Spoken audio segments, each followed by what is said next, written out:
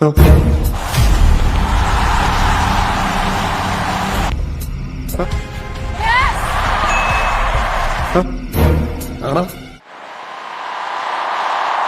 অবাক হচ্ছেন? হ্যাঁ। অবাক হওয়ার কিচ্ছু নেই।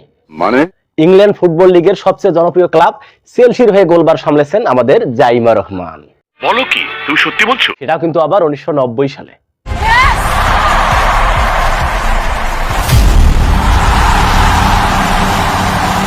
যেখানে তারেক মনোয়ারের মতো জাদ্রেল স্ট্রাইকারকে নিপুণ হাতে রুখে দিয়েছেন জাইমা রহমান।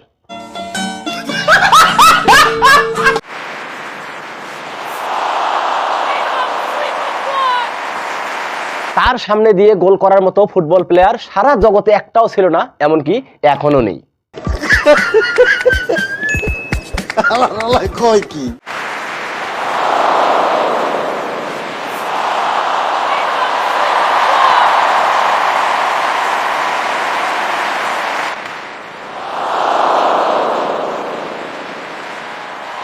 আমাদের সৌভাগ্য যে আমরা এমন একজন গোলকিপার পেয়েছি।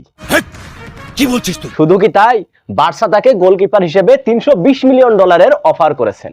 তিনি শুধুমাত্র বাংলাদেশের কথা ভেবে সেটা না করে দিয়েছেন।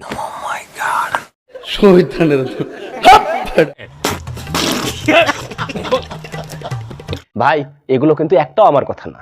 মানে এগুলো বলেছেন বাংলাদেশের সাবেক গোলকিপার এবং বর্তমান সময়ের ক্রীড়া প্রতিমন্ত্রী আমিনুল হক। যে আমাদের জাইমা রহমান তিনি কিন্তু চেলসির যে আমাদের যে মহিলাদের যে মেয়েদের যে ফুটবল, সেই ফুটবলের টিমেও কিন্তু তিনি সুযোগ পেয়েছিলেন।